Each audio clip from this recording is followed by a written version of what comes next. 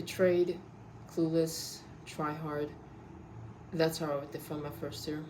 I think before I start, it's probably worth mentioning that this university that I went to was predominantly white and posh, which means that there were a lot of private school students, including me. And everyone was very much academic driven.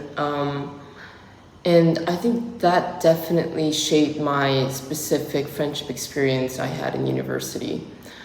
So before I start, I'm going to answer some of the general questions that people may wonder, which first starts with how often do you see your friends? I think it definitely depends on whether you want to step out of your bedroom, first of all, because in high school, everything's very much like spoon feeding, right? When you go to school, there's going to be friends, there's going to be content materials. It's like given right in front of you. But then in uni, it really depends because you don't have to go to lectures anymore. There's no one taking attendance. If you're going to miss out, then maybe watch the recording again. You know, no one really cares. And also, like, it depends on whether you're going to your friends' houses afterwards. What are you doing afterwards, you know? So it really all depends on your proactivity. Number two, do you make friends from tutorials or lectures? Not lectures, not really. I haven't experienced one. It's odd to just strike a conversation in a room full of like 150 people or something. I think usually in lecture hall, everyone's already sitting with their friends, so it's a little bit like uncommon to see those people trying to like have some conversations with those random people that they sit next to in lecture. However, definitely tutorial, because in tutorial there are a lot of chances where you can provide your own thoughts, your creative thoughts, your original thoughts, which means that there will be opportunities where you can do like a follow-up with their oh my god, there's a freaking bug like here, sorry. There's definitely an opportunity where you can do like a follow-up session based on what you guys just talked about during the tutorial. Number three, no longer group-based friends.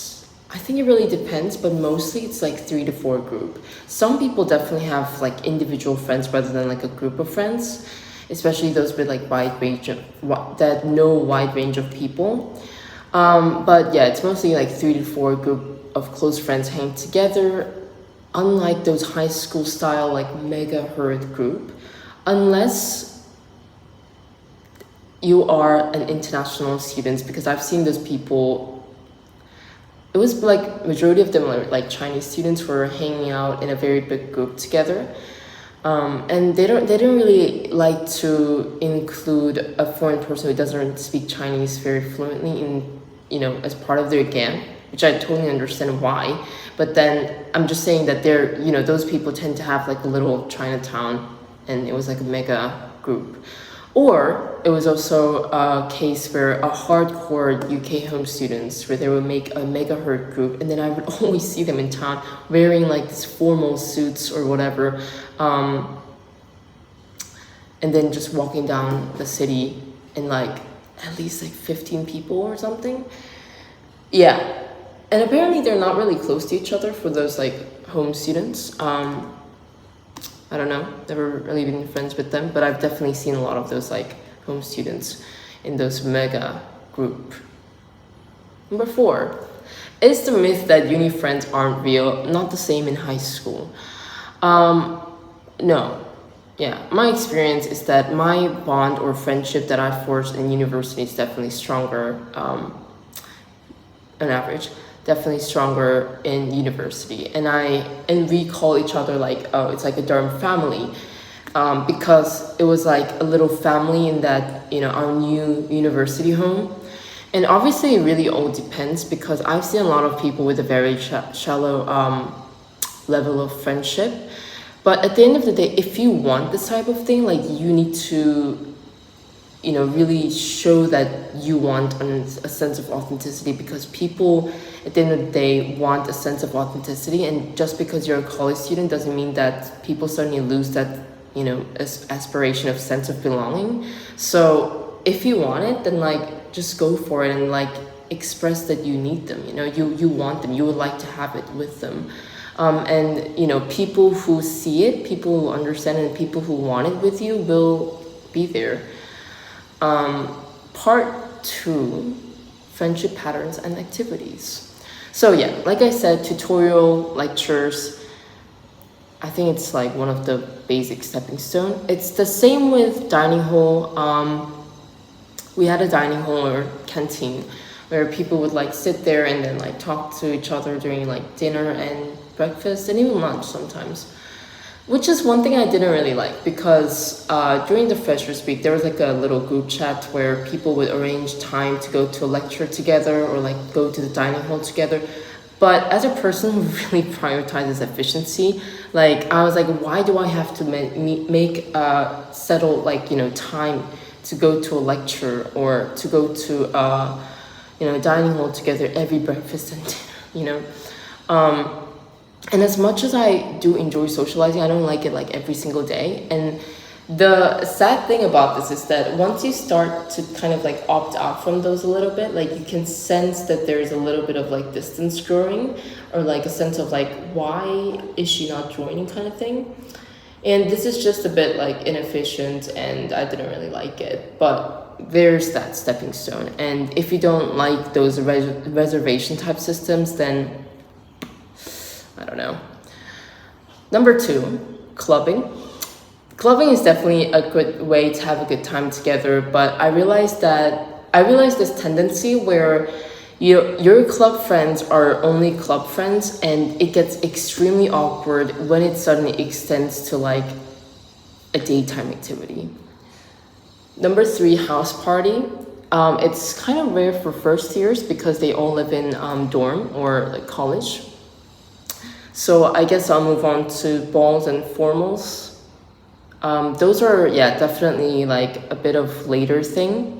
You will have to like, it is advisable to make a formal or ball purpose group of friends because you will need them. I'm saying because I didn't really have one. Societies and sports, yes, this is my favorite part of making friends, favorite method of making friends because they're likely to be like-minded people with similar interests. What I mean by that is, and same with sports, and also lastly, you may see those people in college halls or dorm halls where you can just strike up a conversation really. So the ideal route would be a club or society or tutorial, and then you move on to like a coffee date or a brunch date, and then you move on to like bar crawl or pub, and then you move on to university activities like balls, formals, and then the ultimate end where it proves that you guys are now officially like close friends, like close friends would be like traveling internationally. There's something that I would like to definitely point out here though, is that for me, I worked more than 18 hours a week on average, I think. So basically I was almost living 6 days when other people were living 7 days. And my work was very much like random timing in a day. So it overlapped with several sports I wanted to join. And the sports center in university was like 30 minutes walk and 30 minutes return. So it was like 1 hour of walking every like time I had to go there. And there was no like punctual bus or an option of metro existing. So I got so bored and then I gave up. Yeah, I just didn't bother. What else? Oh yeah, and definitely like sports society term fee. It's not that expensive, but once you have like 5 or 6, sports, that becomes a little bit like too much. Initially, I wanted to join some sports I've never played, like particularly those British sports like hockey, but it was really difficult as a complete beginner to join a new sport in university level. And I felt a bit weird being the only Asian in a team of like 20 white girls. And mind you, these like white like girls were so nice, so sweet. There's nothing like something related to like racial pressure or something like that, but it just felt a little bit like odd to be the kind of like sticking out like a nail in a team that looked very uniform, in a uniform. But yeah, they were so lovely, and I really regret giving up so easily because they really, asked me to do some extra practice session with me outside of the training time. So yeah, but like I forgive myself for that, and I'll talk about that in a bit. Part three, friendship anxiety. So like I said, my first year's first two terms were brutal. I had no friends to go to the dining hall together because of the previously mentioned reason of how I didn't really like to make a reservation, and then I just decided to like take myself like there alone. And then that led to like the absence of friends for like formals and balls in the very beginning. And when I think of why, I pretty much relied on one friend who I think was pretty mean to me at the time. The person was very much competing with me career wise and friend wise. And yeah, that was a little bit tough. And second, I had this like very arrogant, too good to be here mindset. When I first graduated from international school and came here, it wasn't really the university that was my first top choice. And I didn't know how good it was. So I was genuinely like really obnoxious. Like I was actually so arrogant. I had this like, oh, why am I here? Like I'm too good to be here kind of mindset. And others could have like probably, could have been able to smell this kind of arrogance that I was very much diffusing. And coming from a private school background, I was also a little bit of like judgmental. And speaking of this kind of like international school, in my school, the cohort was very small. And we grew up together for like, I don't know, like 7 years basically. It was very much the same members in the cohort. No transfer, no change, same middle school, same high school. So it was like my first time meeting so many people like all across the world. And this includes people from international background, but also those students that have never left their small English village town in their life until university. And then this kind of like difference in background was like a cultural difference that I could not transcend despite my fluency in English. This is particularly in Durham because I got this feeling that, initially everyone is nice to you. No one's going to be like outright mean to you. Everyone's very well mannered, but there's a feeling that I can never be part of their gang, and this very much worsens if they are, monoracial in that group. And their niceness is usually coming from formality and the kind of sense that, oh, she's a minority, so we have to be nice to them kind of thing, rather than like just seeing me as a potential real friend. Anyway, but now all my friends are from London or have some sort of like British experience, let's say.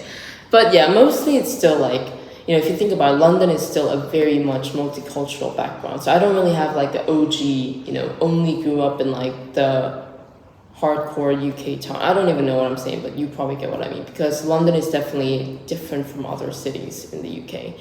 And all my other friends are also very much international background as well. So I can tell like why I ended up having those kind of like international background people or London friends. And that's probably because of those reasons. So basically, like considering that I had my own reasons, I forgive myself for not being able to like fit in so well at first. And a lot of people advised me to stay, try to fit in that group until you fit in. But that was like literally torturing me. So I will tell you that sometimes if it hurts you so much, like it's fine to just give up, it's yeah, you don't have to lose your self-respect to be able to like fit in. And if you want to fit in that much, then you might be in a performative trap, which is my part 4.